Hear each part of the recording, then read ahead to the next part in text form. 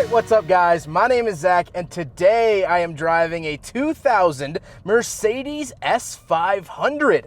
Up front is a 5.0 liter V8 and down below is a 5-speed automatic transmission. Now I am super excited to be driving this here S500 for two reasons. First of all, I just reviewed an S430 of the same generation. This is a W220 chassis S-Class. And so we're going to be comparing and contrasting the S430 to the S500. You guys wanted to see the S500, so I'm showing it to you today. The second reason is the fact that we are in beautiful, sunny, mountainous, hot Sedona, Arizona today. And that makes me excited being a kid from Illinois.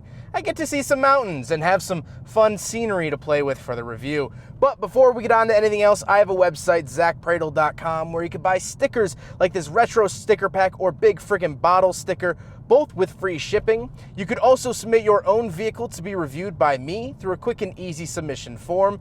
And you could read my behind the scenes blog to see what I'm filming before it comes out on the channel. But let's get back to that 5-liter V8 under the hood. Well, at the time, there was tons and tons of different engines offered in the S-Class W220. If I reviewed one a year, I would be a very old man by the time I got through all of them. But I do want to compare it to the 4.3 liter that I reviewed in the last W220 video. The 4.3 liter and 5 liter V8s are both considered the M113. The M113 was actually an engine family from Mercedes. And so when designing this car, Mercedes took that 4.3 liter, expanded the bore, changed a couple internal parts, and then bada bing, bada boom, we got the 5 liter. So essentially, it is a modified 4.3 liter. However, what we gained from that was actually 27 extra horsepower and 44 extra foot-pounds of torque over the 4.3 liter. So this makes 302 horsepower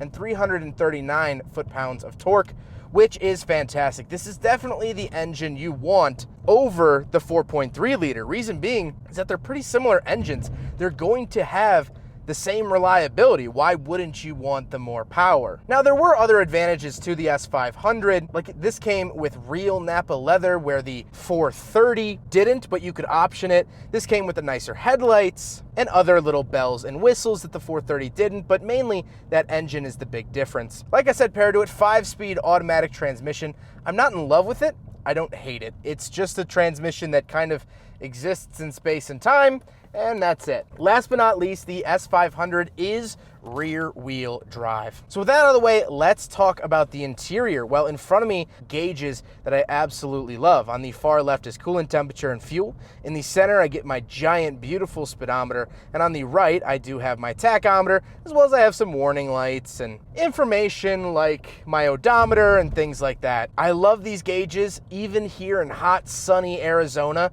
I can see them in the sunlight. And that can't be said about all cars. On the steering wheel on the left, I have my pages, icons, and selectors for that center gauge cluster screen. It can give me some different information. And on the right, I have my volume options and phone options. Off to the left, I have all my light switches, including my fog light switches and rear fog light switches, of which driving through the New Mexico desert yesterday, I definitely would have needed. It gets foggy in the desert. No one told me that. And I have my parking brake release. I also do have my headlight washers here, which were standard on the S500, however optional on other S-Classes. Then on the door, I do have my power mirror options. I have heated and ventilated seats, fantastic option for the year 2000. And of course, power seat adjustments and all of those bells and whistles. I do also get wood accents on the door, and these are actually different wood accents than what came on the S430, another difference between the two. Moving into the center, we do have our climate control vents. Again, this top climate control vent is just to simulate the old Mercedes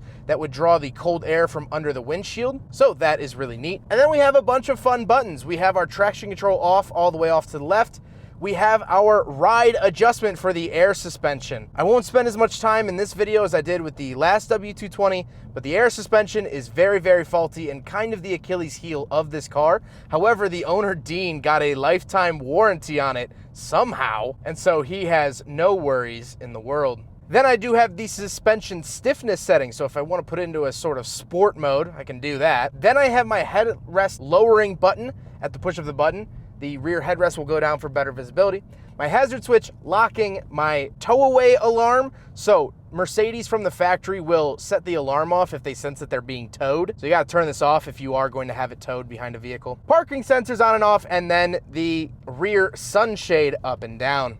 Moving down the center console, we do have our CD and tape player buttons. The tape player actually moves with the buttons, which is super, super cool. And then we have the tiny little infotainment system, one of the first Mercedes to use the command system that they actually still use to this day in a version of, it's a lot newer, but they still use command. And it's a very outdated, very retro system, but it's cool that it has it nevertheless. Off to the right, I do have my number pad for my phone. We will talk about the phone in a second, as well as my volume, skip track, and general media buttons. Then I have my climate controls, dual zone climate. The AC is blowing beautifully cold on this hot Arizona morning, but dual zone is actually really, really nice in a 2000s car. The year 2000, really designed in 1998. That's impressive. Then I do have a little cubby down below, and the shifter. The shifter feels nice. It is sort of this ratcheting shifter that you come to find in a lot of Mercedes from this era. I also have two different transmission settings for sport, and I believe W is either for wet or winter. I've heard it said both ways, so don't quote me. But I like the overall look and feel of the shifter. Then I get an extra cubby down in the center, and we have the center console. Nothing really to write home about the center console besides the fact that it is an American market vehicle, so it came with the cup holders. From what I've been told, the Euro spec cars did not have cup holders, but us Yankees required it, so we will do a big friggin' bottle test here in the S500 from the year 2000, and of course, just like its S430 brethren, it fails the big friggin' bottle test. But moving into the center console, under those cup holders, we have a Mercedes car phone. If you would like to see my full mini documentary about car phones, how they were invented, why they went away, and things like that, I have a video on my YouTube channel about it. You could click wherever the little banner's popping up right now. It's a cool piece of technology that we don't see in cars anymore. Then we gotta talk about the seats. The seats are very, very comfortable, very plush, what I would come to expect out of an S-Class. Something else really cool about these particular seats is that they actually have storage down in the bottom of them. Kind of hard to access, but you could shove little non-essential things down here. Really cool feature of the W220 S500. But wait, we're not done with the seats quite yet. They also do have a very rudimentary massage feature. It's very slow, it's not very aggressive, but it has massaging seats. What more could you want from a chair in a vehicle in 2000? However, speaking of seats, we do have back seats where you really want to be in the S500, so let's go do a back seat review. All right, so we're in the back of the 2000 Mercedes S500, and a couple of things to note back here. First of all, the owner, Dean, put these very comfy pillows back here. Not factory, but cool. I do have cup holders in the center console. Center console flips down, flips up, does all of that stuff. I have my own vents back here, as well as I do have, of course, power windows and my own slide-out ashtrays. God bless, I have ashtrays back here. But the main thing